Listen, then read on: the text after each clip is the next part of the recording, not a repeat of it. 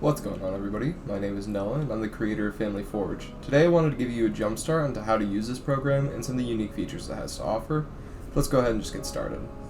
When you first load up Family Forge, this is the screen that you'll be greeted with. You have a couple different options here. You can make a new tree, load a family tree that you've made before, quit out of the program, or switch between light mode and dark mode.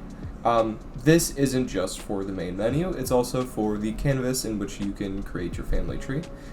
It's just an easy toggle right here. Whatever mode you choose to pick saves to the application, so you don't have to set it every time you load it up. Let's go ahead and get started by making a new family tree. When you click New Family Tree, you're automatically prompted to put in your family's name, so let's just go ahead and put Smith.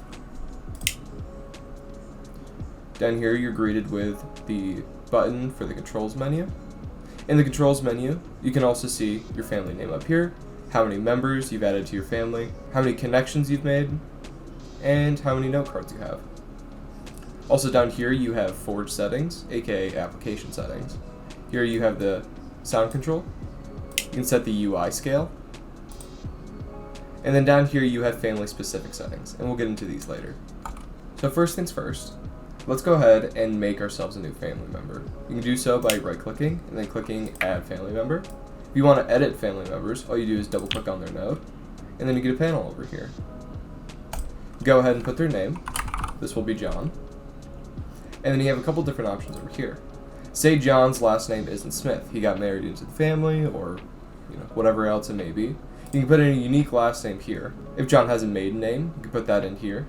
If he has some sort of title or epithet like the King or the Tall or whatever it may be, you can put that there.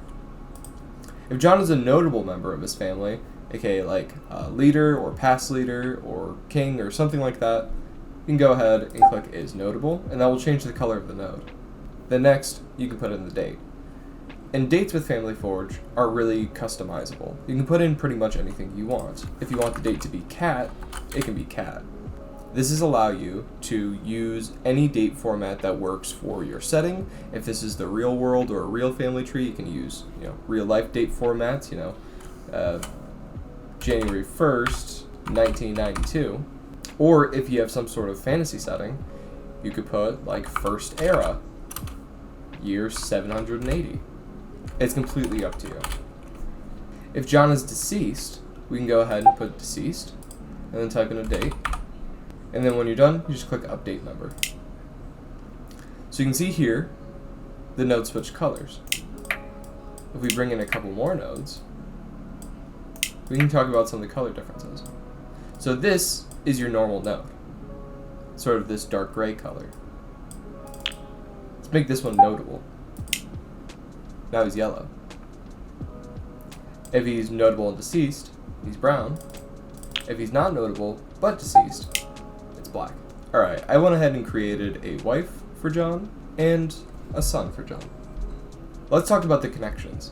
There's two different connection types in Family Forge. There's member connections, where you select two members by holding shift and left clicking them, and then you're greeted with a menu. It can be any type of connection you see here. All of these correspond to a certain color, or you can put in a custom color.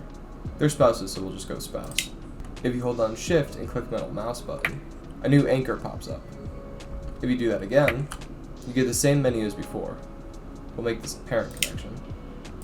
So now you have a line in which you can control the little anchor points. This family tree is getting a little bit boring though, so let's go ahead and add some portraits to John and Jane. If you right click on them, then click Load Portrait, a file browser will pop up and you can pick any image that you have on here. Just go ahead and go with this one.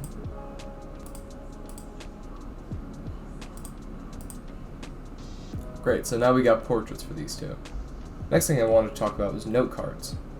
Let's say you have some important information regarding this specific branch of your family tree, and you want to jot it down. You can go ahead and right click, then click Add Note. You'll be greeted with this menu where you get to select the color of the note. We'll just go with like a dark gray. Then you can click Confirm. Then you have a note card here that you can type anything you want into. The note also expands depending on the size of the text that you put into it.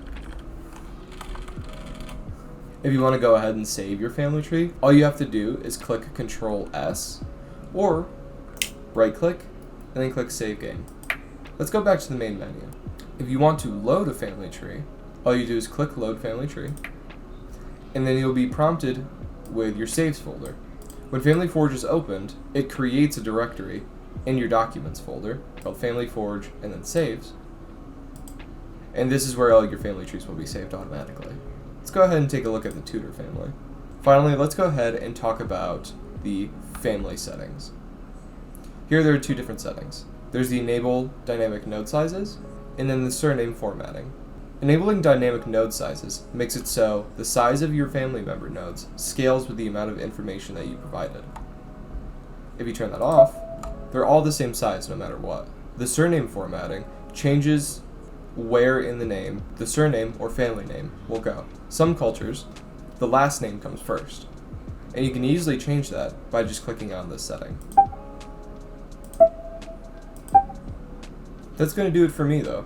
I want to thank you for taking the time to check out Family Forge. I made this program because I'm a writer myself, and I've always wanted to make an in-depth and expansive family tree for the important people in my stories. If what you saw looked interesting to you, feel free to hop over to Gumroad page in the description and get yourself a copy. You can also join the Discord at the link in the description, where you can get announcements regarding upcoming updates. You can also make feature requests, bug reports, and get help using Family Forge. I want to thank you all again for checking it out, supporting me, and I can't wait to see what you guys make. Till next time.